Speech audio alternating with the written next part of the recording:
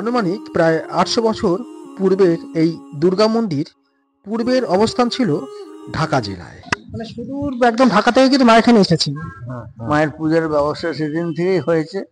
আজ 75 সাল নিজের লীলা প্রকট করে এখানে অবস্থান করছে। দাঁড়িয়েছে কিন্তু ঢাকেশ্বরী মায়ের কিন্তু মন্দিরে, যে দেশ ভাগের ফলে পূর্ববঙ্গের ঢাকা থেকে মন্দিরটি স্থানান্তরিত হয়ে চলে আসে কলকাতার বুকে। ইতিহাস বলতে 1948-এ যখন হিন্দু মুসলমানের রাইট বাংলাদেশে লাগে, সে সময় মাকে সেখান থেকে স্থানান্তরিত করে কলকাতায় আনা হয়েছে। বর্তমানে কলকাতার কুমোরটুলি অঞ্চলে হুগলি নদীর পূর্ব তীরে এই মন্দিরটি অবস্থান। সুদূর ঢাকা থেকে কিন্তু মা কিন্তু এখানে এসেছেন এবং কলকাতা কিন্তু আজ কিন্তু প্রায় 75 বছর কিন্তু মা কিন্তু এখানে কিন্তু প্রতিষ্ঠিত এবং নিত্য পূজিত হচ্ছেন 800 বছর ধরে, এবং কলকাতায় মাত্র মায়ের অবস্থান 75 বছর। রাজেন্দ্র কিশোর তেওয়ারি তার পরিবারকে তাকে একটা সেবায়িত হিসেবে এখানে নিযুক্ত করেছে, সেই থেকে চলে এসছে। আজ 75 বছর কলকাতায় মা প্রতিষ্ঠান করছে। বাংলাদেশের ঢাকার ঢাকেশ্বরী মন্দিরের মূল বিগ্রহটি 1948 সালে বিশেষ বিমানে কলকাতায় নিয়ে আসা হয় এবং এখানেই পুনঃ প্রতিষ্ঠা করা হয়।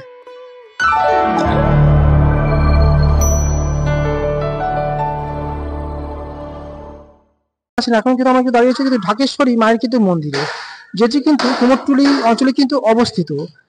সুদূর ঢাকা থেকে কিন্তু মা কিন্তু এখানে এসেছেন এবং কলকাতা কিন্তু আজ কিন্তু প্রায় 75 বছর কিন্তু মা কিন্তু এখানে কিন্তু প্রতিষ্ঠিত, এবং বিগ্রহ তথা মন্দিরটি কিন্তু আমরা দর্শন করে নেব এবং এই মন্দিরে আপনারা কিভাবে আসবেন সবাই কিন্তু জানতে পারবেন আজকের এই ভিডিও থেকে।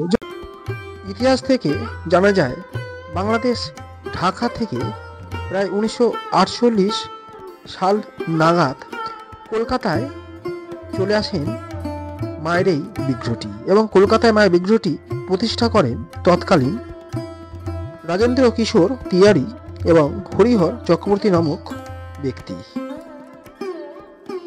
কলকাতার কুমোরটুলি অঞ্চলের হুগলি নদীর পূর্ব তীরে এই মন্দিরটি অবস্থিত।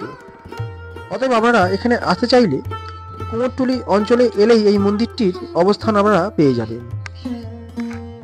এছাড়া ডেসক্রিপশনে আমি অ্যাড্রেসটি দিয়ে দেব, সেখান থেকে কালেক্ট করে অথবা গুগলে সার্চ করে আপনারা চলে আসতে পারেন এই প্রাচীন দুর্গা মন্দিরে। ঢাকেশ্বরী মায়ের বিগ্রহের উচ্চতা মাত্র 1.5 ফুট এবং দেবী দশভুজা।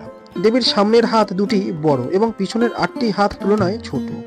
কাত্যায়নী মহিষাসুর মর্দিনী দুর্গা রূপেই অবস্থান করছেন এখানে মা ঢাকেশ্বরী দুর্গা।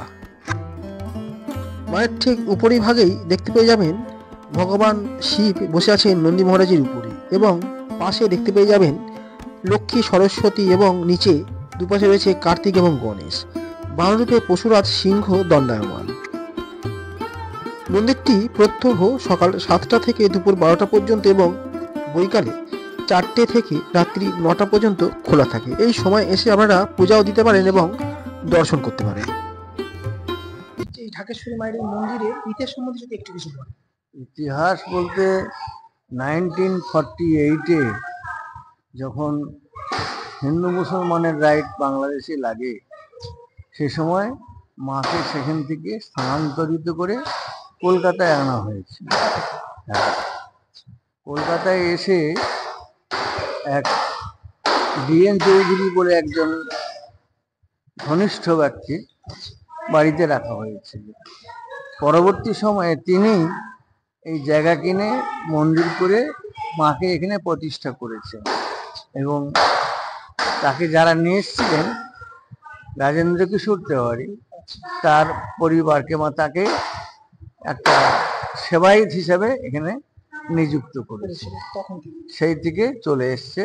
আজ 75 বছর কলকাতায় মা প্রতিষ্ঠান করছে। 75 বছর মা এখন প্রতিষ্ঠা এখানে। হ্যাঁ, এখানে বিশেষ বিশেষ পূজা কোন কোন সময়? বিশেষ পুজো বলতে এই শারদীয়া পূজা, নবরাত্রি বিহিত পূজা হয়। 9 দিন ধরে এখানে পূজার ব্যবস্থা আছে। এখানে প্রসাদের কি কোনো ব্যবস্থা আছে? সপ্তমী, অষ্টমী, নবমী প্রসাদ পাওয়া যায়। আর অন্যান্য দিন দর্শনের সময় যদি কোনো কেউ পূজা দিতে চায় সেটা কি সম্ভব? হ্যাঁ, সম্ভব। 6টা থেকে 12টা পর্যন্ত কেউ পুজো দিতে চাইলে সে পুজোর ব্যবস্থা সকালের দিকে। সকালের দিকে। আর সন্ধ্যের সময় যদি আসে? সন্ধ্যের সময় যদি আসে, আরতির সময় এলে তার পূজার ব্যবস্থা করে দেয়। সন্ধ্যের সময় কটা থেকে কটা খোলা থাকে? সন্ধ্যা থেকে বেলা 4টা থেকে রাত্রি 9টা পর্যন্ত। 4টা থেকে 9টা। যে বিগ্রহ এটা কি অষ্টধাতু? না, অষ্টধাতু না, ব্রোঞ্জের উপরে গোল্ড। ব্রোঞ্জের উপরে গোল্ড দিয়ে। গোল্ড প্লেট এটা। ঐতিহাসিক ঢাকেশ্বরী মা দুর্গার এই মন্দিরে আসতে চাইলে কুমোরটুলি গ্রামে যে কোনো বাসে করে এসেই আপনারা চলে আসতে পারেন এই ঐতিহাসিক মন্দিরে। ডেসক্রিপশনে আমি এর অ্যাড্রেসটি দিয়ে দেবো, সেখান থেকে ইচ্ছে করলে কালেক্ট করে নিতে পারেন।